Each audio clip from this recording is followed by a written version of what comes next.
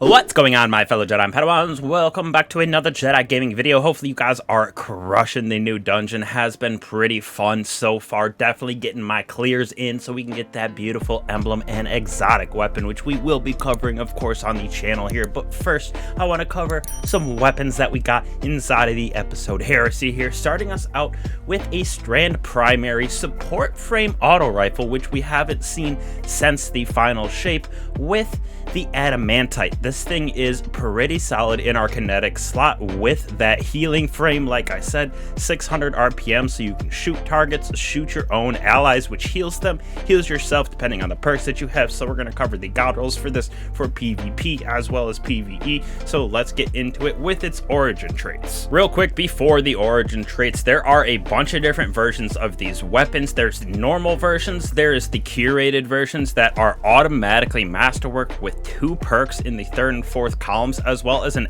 extra origin trait, as well as the adept version. Same thing, normal versions with only 1 trait in the 3rd and 4th column, as well as 1 origin trait, as well as that adept masterworked version, which has the double perks in the 3rd and 4th column, as well as that extra origin trait. So I'll cover what both origin traits are for you no matter what, but just know you do got to go into that expert version to get your adept versions, and then it's just a random chance if you get it where it's already masterworked with those double perks. So the first origin trait that we got on these weapons is a new one called Willing Vessel. Dealing damage or defeating targets with this weapon gradually increases stability, handling, reload, and charge rate. This effect gradually decreases over time, but it gains more quickly while near allies, so nothing too crazy about this one in my personal opinion. Pretty solid on some of these weapons, but this one, not my favorite. I like the extra one if we can get it. The second origin trait that we got is actually called Runneth Over, which is from our King's Fall weapons as well, so kind of goes hand in hand because of course we got the Dreadnought, King's Fall, all of that, Oryx, Crota, you know, all hand in hand. But reloading near allies overflows the magazine, so for us, not too bad because of that support frame. We're getting healing on this,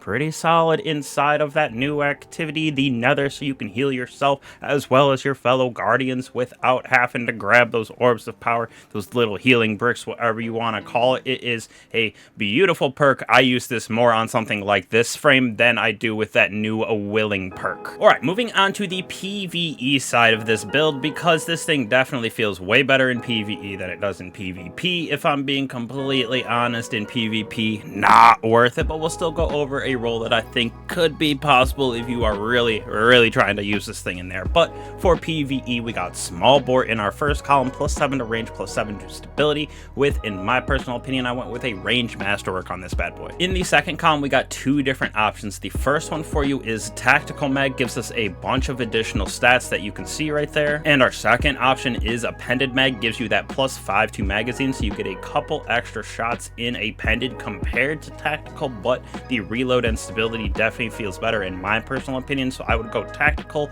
over Appended in that second column. In the third column, we got a couple different options, so we'll throw them all up on the screen right here and talk about why I like each of these choices. First off, we got Reciprocity right here, which healing projectiles from this weapon when they strike your allies. You also get a small part of that healing from that support frame. Second option for you is Slice. Casting your class ability allows this weapon to sever targets on hits for a brief duration with a maximum number of targets. Definitely good for the ad clear side of things and getting that support frame to proc. Last option, in my personal opinion, is that Demolitionist, so we can get that grenade energy on defeats, and throwing our grenade also reloads this weapon. Not a bad option. So between these 3, Reciprocity is probably my favorite overall, just because you get that healing on top of it, especially in something like the Nether. This is pretty nice to get healing for yourself.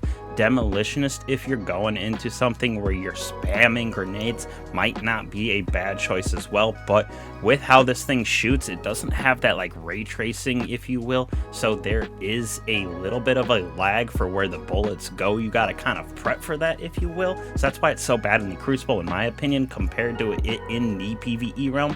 But I think overall, like I said, Reciprocity is my first option. Slice is my second because it's very good at hitting multiple targets.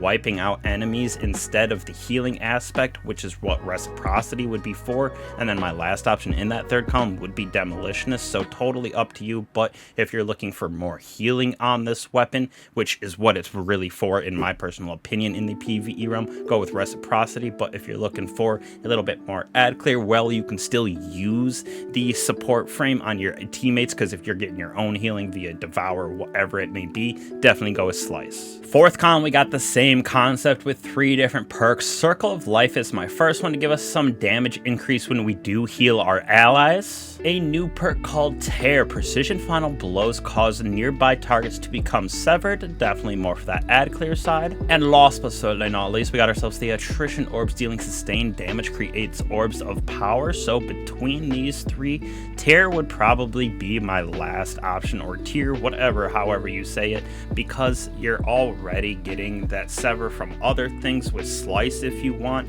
Pretty easy to see even with Unraveling rounds, getting those from orbs, but I like this more for that healing frame side, so we're going into that with the Circle of Life would probably be tied for 1 with Attrition Orbs, because Attrition Orbs, if you're doing that damage, stunning champions, whatever, doing your damage, you're going to get Attrition Orbs to proc, can get Unraveling rounds from that, so it's kind of like a little feedback loop with it, but we can't go wrong with extra damage, especially on this support frame. Like I said, it's more for that in my personal opinion in the PvE realm. Lots of healing instead of the damage side because of the way this thing shoots, so I would go with Circle of Life over Attrition Orbs. Totally up to you, but reciprocity with that Circle of Life, Tactical Mag, and Small Bore would be my 5 out of 5 for this for the PvE realm. I do really like it. I think I would probably throw this with what we got on the season or this episode so far. Act 1 would probably throw this at like a 4.3.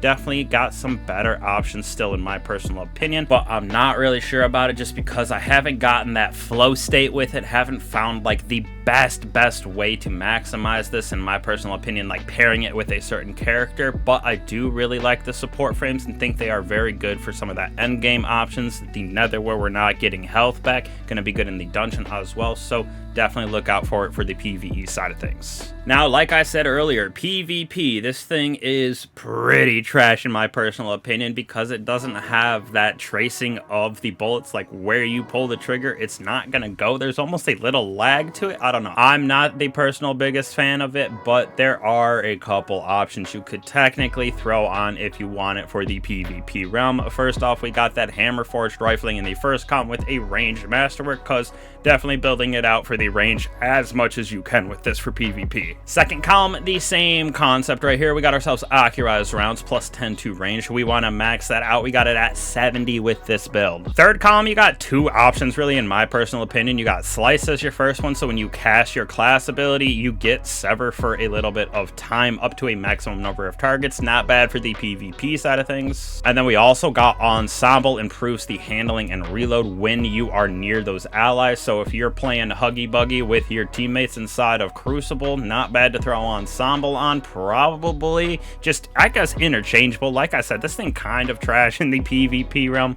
Not really worth grinding out a PvP role for it, but we're still going to cover that last column. So up to you what you would want between Ensemble and Slice. Totally up to you. Slice, you might get a couple more defeats, but handling not bad, switching off to like a shotgun, which is definitely going to be a little bit better in my opinion. Fourth column, I'm going to throw you 2 options again. We got ourselves Elemental Honing, a new trait from this episode. Dealing unique elemental damage grants a stacking bonus. This is increased for kinetic weapons, so not too shabby in my personal opinion. And we also got ourselves Frenzy. Being in combat for an extended time gives us damage, handling, reload until we're out of combat, which is pretty nice because 100 handling, like I said, 15% damage increase, not the worst kind of thing that you can do in the Crucible. So for me, probably would be Frenzy would be my #1 choice, with Slice, Accurized rounds, and Hammer Forged Rifling.